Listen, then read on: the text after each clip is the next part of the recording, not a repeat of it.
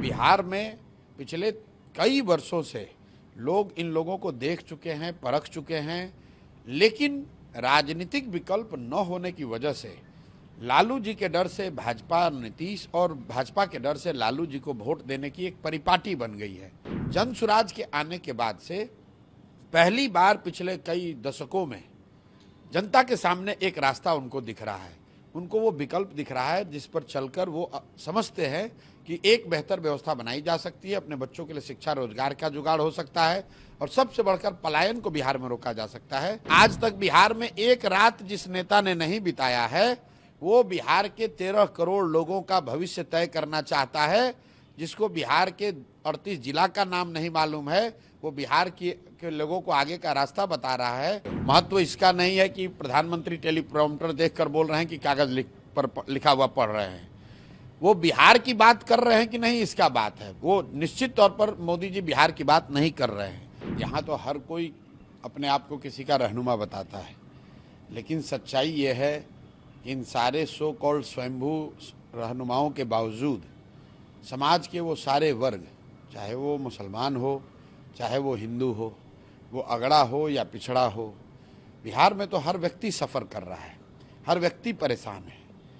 भाई यहाँ पर सामाजिक न्याय और समाजवाद की दुहाई देने वाले लोग, जिनकी सरकार यहाँ 35 साल से है, जो लोग अपने आप को दलितों का, अति पिछड़ों का, मुसलमानों का रहनुमा बताते हैं, मैं रोज़ एक आंकड़ा बताता हूँ कि बिहार में जातीय जनगणना जो इन लोगों ने कराई, उस जनगणना में ये दिखा कि आज भी 35 वर्ष से इनके शासन के बाद भी 5% से कम दलित, अति पिछड़े और मुस्लिम समाज के बच्चे 12वीं पास कर रहे हैं। आगे की पढ़ाई की छोड़ दीजिए, नौकरी रोजगार की बात छोड़ दीजिए, 12वीं पास करने वालों की संख्या 5% से कम है। और अगर उसके बावजूद कोई किसी को अपना रहनुमा बताता है, कोई अपने आप को किसी समाज का रहनुमा बताता है, तो इससे ज़्यादा जाति क्या हो सकती है। तो कोई किसी का रहनुमा नहीं है। सच्चाई ये है कि बिहार में पिछले कई वर्षों से लोग इन लोगों को देख चुके हैं, परख चुके हैं, लेकिन राजनीतिक विकल्प न होने की वजह से लालू जी के डर से भाजपा नीतीश और भाजपा के डर से लालू जी को वोट देने की एक परिपाटी बन गई है। पिछले 30-35 साल में ज़्यादातर लोग जो इन दलों को वोट करते हैं वो पॉजिटिव वोटिंग नहीं है, वो नेगेटिव वोटिंग है।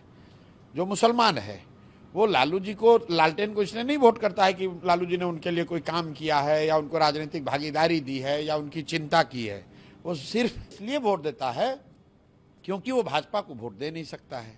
इसी तरीके से बहुत सारे लोग जो नीतीश और भाजपा को वोट देते हैं, उनको नीतीश से कोई लगाव प्रेम नहीं है। उनको मालूम है कि नीतीश की सरकार कैसे चल रही है, उन्हें मालूम है कि गुजरात की तर्ज पर बिहार में भाजपा ने कोई काम नहीं किया है, सिर्फ कोरे भाषण दिए हैं। लेकिन चूंकि वो लालू जी का जंगल राज वापस नहीं आने देना चाहता है, इसलिए फिर वो मजबूरी में नीतीश भाजपा को वोट कर देता है। जन सुराज के आने के बाद से पहली बार पिछले कई दशकों में जनता के सामने एक रास्ता उनको दिख रहा है, उनको वो विकल्प दिख रहा है जिस पर चलकर वो समझते हैं कि एक बेहतर व्यवस्था बनाई जा सकती है, अपने बच्चों के लिए शिक्षा रोजगार का जुगाड़ हो सकता है और सबसे बढ़कर पलायन को बिहार में रोका जा सकता है। इसीलिए आपको वो भीड़ दिख रही है। वो भीड़ जन सुराज की और प्रशांत किशोर की ताकत नहीं है, वो भीड़ उन बदलाव की सोच रखने वाले लोगों को दर्शाता है जो बिहार में अब बदलाव चाहता है। कहा यह जाता है कि जो माइनॉरिटी वोटर्स हैं, खासकर वो कांग्रेस, एमआईएम अभी सीमांचल में एक्टिव हुई है पिछले 5 सालों से, और आरजेडी उसके पक्ष में वोट करती है। जिस तरीके से भीड़ आपकी रैलियों में उमड़ा है वो देखिए, भीड़ सिर्फ बात नहीं है। जब तो मैं पैदल चल रहा था तब तो भीड़ हम लोग नहीं जुटाते थे, उस समय भी भीड़ न होने के बावजूद मैं कह रहा था कि बिहार में 60% से ज़्यादा लोग बदलाव चाहते हैं, अपने बच्चों के लिए शिक्षा रोजगार चाहते हैं, एक नई व्यवस्था चाहते हैं, पलायन बंद हो, ऐसी बात वो चाहते हैं। जहाँ तक आपने कहा दलों की बात, तो मैंने पहले एक्सप्लेन कर दिया कि राजद को यहाँ वोट इसलिए पड़ता है क्योंकि लोग भाजपा को मुसलमान वोट नहीं दे सकता है। कांग्रेस का यहाँ कोई वजूद नहीं है, कांग्रेस राजद की पुछलग्गू पार्टी है। एमआईएम हैदराबाद की पार्टी है, उसको बिहार में कोई जगह नहीं है। भाई फिर वही बात है, सीट तो कहीं कोई जीत सकता है। सीट तो उपेंद्र कुशवाहा ने एक पार्टी बनाई थी, उनके 3 एमपी जीत गए। सीट तो कभी मांझी जी की भी पार्टी कोई जीत जाती है। वो तो समीकरण है, व्यवस्था है, कोई एक समय है। एमआईएम राज्य के स्तर पर समाज के लिए या मुसलमानों के लिए कुछ कर सकने की स्थिति में ऐसी बात नहीं है। 5 जीते 4 फिर भाग के राजद में शामिल हो गए। इन दलों का कोई अस्तित्व नहीं है। इन दलों का कोई, बिहार में राजद दल है, बिहार में जदयू एक दल है, बिहार में भाजपा वाले हैं। तो एक गठबंधन जो है वो नीतीश भाजपा का गठबंधन है, बाकी उसमें जो लोग हैं वो सब छोटे बड़े पिछलग्गू दल हैं। इसी तरीके से दूसरे साइड राजद का गठबंधन है, कांग्रेस का कोई बिहार में वजूद नहीं है, 5% से कम वोट आया है। तो बिहार के पास, बिहार की जनता के पास 3 ही विकल्प हैं। एक, जो व्यवस्था चल रही है उसको अगर चलाते रहना चाहते हैं तो आप नीतीश भाजपा को वोट दे दीजिए। अगर इस व्यवस्था से आप परेशान हैं, इससे हटना चाहते हैं, तो आपके पास 2 रास्ते हैं। या तो लालू जी का जो लालटेन था, जंगल राज था, बिहार में भ्रष्टाचार, अपराध, जमीन की दखल करने वाले लोग, मर्डर, बदमाशी वाला राज चाहते हैं, उसको वापस लाइए। या आपके पास विकल्प है, एक नई व्यवस्था बनी है जो बिहार के 1 करोड़ से ज़्यादा लोगों ने मिलकर एक दल बनाया है, एक ईमानदार और सशक्त प्रयास शुरू हुआ है, आप उसके साथ जुड़िए। आप कह रहे हैं कांग्रेस यहाँ पे कुछ नहीं है। कल राहुल गांधी ने बिहार को लेकर के ट्वीट किया कि बिहार की जो लॉ एंड ऑर्डर की व्यवस्था है, पूरी इंडिया का जो क्राइम कैपिटल है वो बिहार बन गया है। ऐसे में इस बार का जो वोट होगा वो बदलाव के लिए नहीं होगा, बिहार को बचाने के लिए वोट होगा। देखिए, राहुल गांधी ने ट्वीट किया, आपने अच्छा कहा, क्योंकि ये लोग ट्वीट से ही बिहार का भविष्य बनाना, बिगाड़ना चाहते हैं। मैं रोज कहता हूँ, राहुल गांधी देश में इतने बड़े नेता हैं, विपक्ष के नेता हैं, 55 साल से ज़्यादा उनकी उम्र हो गई, उनकी पार्टी ने यहाँ 40 वर्ष से ज़्यादा शासन किया है। कांग्रेस के राज में भी बिहार देश का सबसे गरीब और पिछड़ा राज्य बना, और 55 साल के अपने उम्र होने के बाद भी, करीब 25-30 साल से राजनीति में सक्रिय होने के बाद भी, राहुल गांधी ने आज तक बिहार में चुनाव के बाहर एक रात नहीं बिताया है।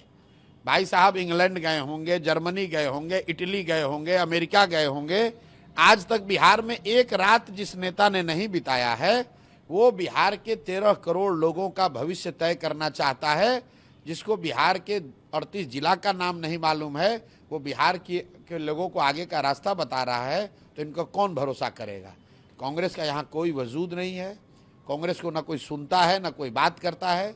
लोग यहाँ पर राजनीति राजद करती है, कांग्रेस उसका झोला ढोने वाली पार्टी है, झोला ढोते हैं ये लोग। तेजस्वी यादव ने पीएम मोदी पे अटैक किया है कि पीएम मोदी टेलीप्रॉम्प्टर से बात करते हैं, उनको बिहार के मुद्दे पे बात करनी चाहिए, क्योंकि यहाँ का जो सीएम जो है वो रिमोट कंट्रोल से है, कहीं ना कहीं पीएम मोदी हस्तक्षेप। देखिए, ऐसा है कि टेलीप्रॉम्प्टर से बात करते हो या कागज पर लिखा हुआ पढ़ते हो, महत्व इसका नहीं है कि प्रधानमंत्री टेलीप्रॉम्प्टर देखकर बोल रहे हैं कि कागज पर लिखा हुआ पढ़ रहे हैं। वो बिहार की बात कर रहे हैं कि नहीं, इसका बात है। वो निश्चित तौर पर मोदी जी बिहार की बात नहीं कर रहे हैं। बिहार में शिक्षा कैसे सुधरेगी ये नहीं बता रहे हैं। बिहार से पलायन कैसे खत्म होगा, आज तक उस पर नहीं कुछ बात कही। बिहार में बाढ़ की समस्या कैसे खत्म हुई, उस पर कोई पहल, कोई प्रयास नहीं किया। अगर टेलीप्रॉम्प्टर से देखकर ही मोदी जी बता दें कि भाई बिहार में कब बाढ़ की समस्या से निजात मिलेगा, अगर मोदी जी बता दें टेलीप्रॉम्प्टर से देखकर ही कि भाई शुगर मिल कब चालू होगा, तो हम लोग को कोई शिकायत नहीं है। रह गई बात तेजस्वी यादव की, तो तेजस्वी यादव ही भी तो रोज कागज पर लिखा हुआ ही पढ़ रहे हैं। अरे भाई, तुम कागज पर लिखा हुआ नहीं पढ़ोगे तो मुरेठा बांधोगे, लोगों को समाज में गाली गलौज की बात करोगे, आप भी कुछ नहीं कह सकते हैं। तेजस्वी यादव हो, मोदी जी हो, पेपर से पढ़कर बोले या टेलीप्रॉम्प्टर से बोले या खुद से बोले, उनको ये बताना है कि बिहार में शिक्षा व्यवस्था कब सुधरेगी, उनको ये बताना है कि बिहार में बच्चों को रोजगार कब मिलेगा, उनको ये बताना है कि बिहार से पलायन कैसे दूर होगा, कब रुकेगा, उनको ये बताना है कि बाढ़ की समस्या कब रुकेगी।